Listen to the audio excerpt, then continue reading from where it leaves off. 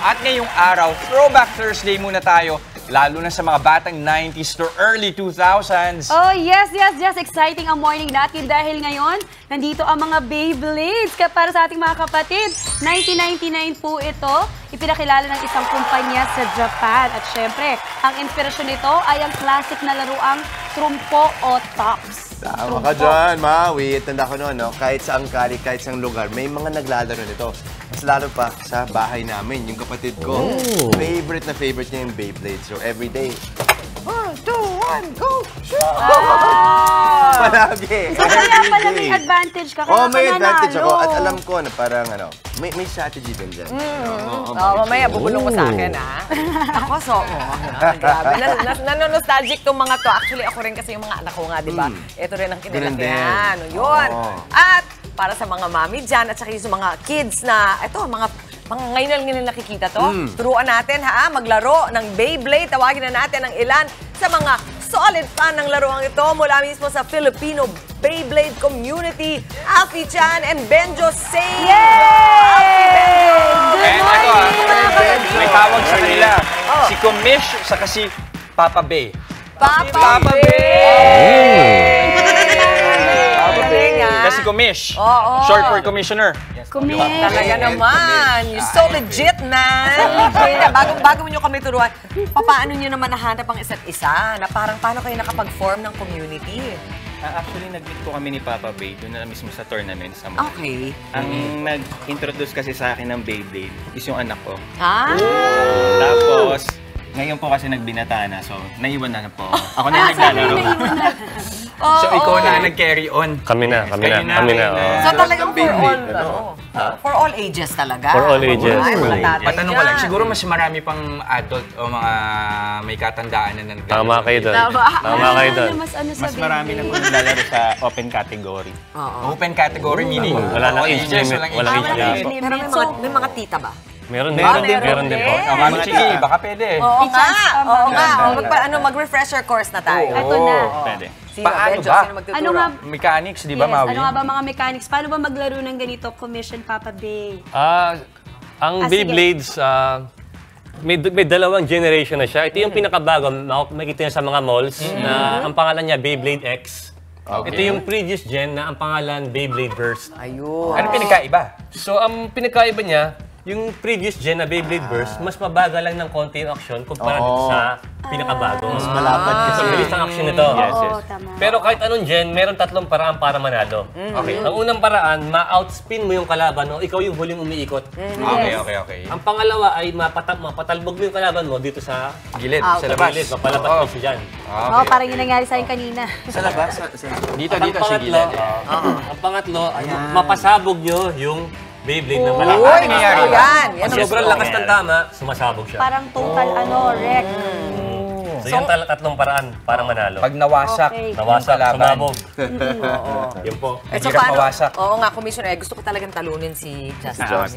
Bali sa pagla-lunch po, medyo may tamang form din po tayo. Talaga? Paano? Okay, ayan. Pakinig na tayo. Ito po yung side Napaka-competitive naman. Right-handed po kayo, ma'am, di ba? Pwede na So, to. dapat Left-handed, pero pwede na to. Apo, yung right leg nyo, i-move back. Wow. na po. Nag-stretching na ba tayo? Para tayo mag-workout dito, Tapos? Tapos medyo baba nyo lang po yung Tapos, Okay. Tapos kailangan mabilis yung halos. Pero steady lang dapat, yung arm na may tapos hawak. steady lang po yung left. Steady lang Okay, ito. ready. Okay. Kaya mo yan, Maui. Ready? Tama lang. 3, 2, 1 ligwak na. 3, 2, 1, 3, 2, 1, go shoot! Go shoot! Okay. Yan na, Maui. Uy! Oy! So ikaw yung... Uy! Patik na! Uy, panalo si Maui! Panalo na naman! Panalo si Maui. Ang galing. Galing si training mo kay Justin. Miggy, ha? Galing. advantage ng Pero Justin feeling ko kasi Quirino. may iba't ibang mga katangian din yung iba't ibang mga Katangian. Beyblade, di ba? Yes, So, correct. for example, may mga attack type, may mga defense Tama po. type. May stamina type. Galing, ha? Stamina. So feeling ko ito, mas stamina type yung akin.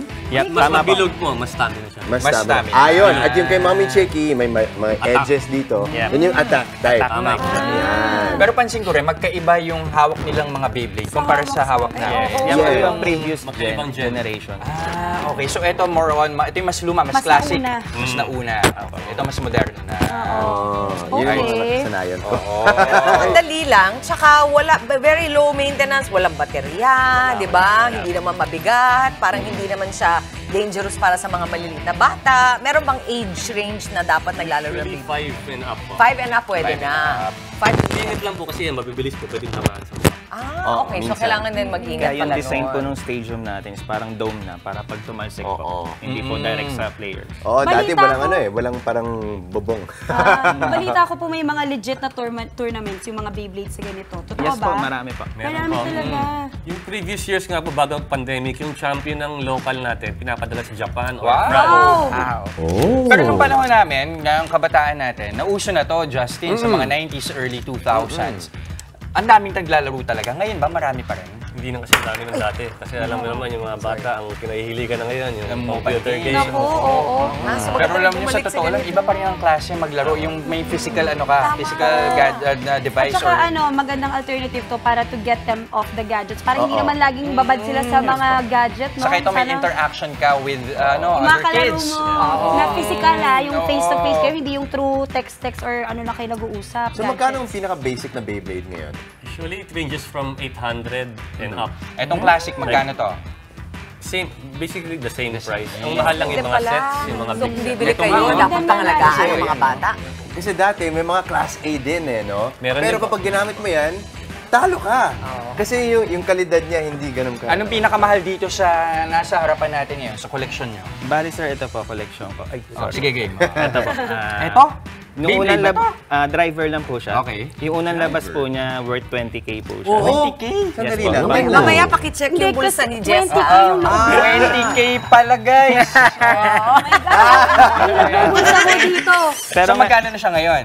5 to 7,000 na lang yung brand new. Brand new. Nag-differentiate na siya. Bakit? Kasi lumabas na yung mga bagong Bago gen. pa.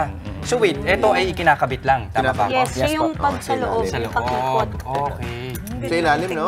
So, So, pwede ito palang pinakamahal. mix and match, Bali, ito po yung, mag-customize. yes po. Yes, ito pwede yung po. parts, Ito po talaga yung layer, disc, tapos ito yung driver. Oh, yun. 3 parts. So kung matibay-tibay talaga, pwede bang 1 minute na umiikot pa rin? Yes, Gano'ng katagal? Mas matagal pa po kahit mga 2 to 3 minutes po maabot. Ang Depende po technique sa ba driver. dyan, nasa lakas ng paghatak talaga? O hindi naman talaga? Sa klase Actually, din ang siguro. technique, kailangan kabisado mo yung mga parts. Kasi may mga Beyblades na kunwari ito, hindi niya to kaya. So, ang nangyayari kasi sa amin, sinashuffle namin, kumbaga naguhulaan kami kung saan naka-place yung mga... Yun May yung magandang strategy. combination. Yung reveal, Maui, kaya tinatago nila hanggang mag-ready. 3, 2, 1. Oo. Talaga? Parang Kasi hindi ito ko pa, makita. meron pa tayong mga Buto-buto. set dito.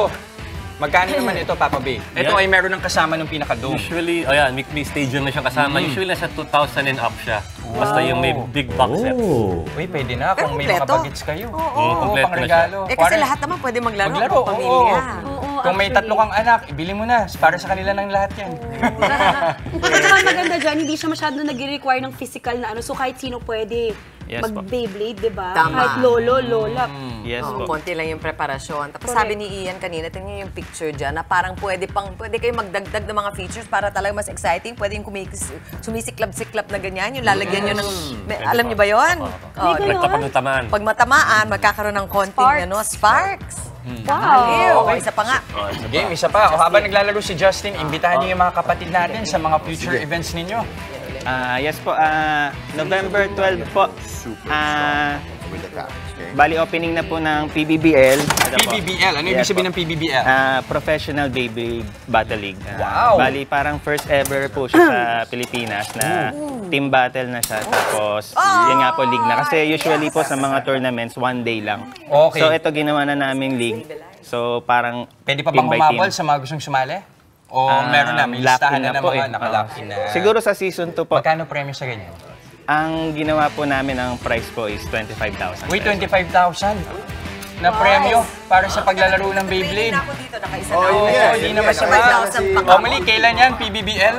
November 12 po sa Walter Mart, Makati. November 12 sa Walter Mart sa Makati. Muli, maraming salamat sa ating mga Pinoy Blader, Papa Bay at Kumish. Thank you, Papa Bay at Oh, habang nag-enjoy dito si Justin at si Mami Chiki. Kanino ka dyan, Mami Chiki? Yung red pa rin. Red Yung pa rin. Expert talaga, expert. Mga kapatid, Chiki Roa Puno po. Simulan ang inyong araw na puno ng impormasyong kapaki-pakinabang. Sama na sa isang makabuluhang umaga. Tumutok at mag-subscribe sa social media pages ng News 5.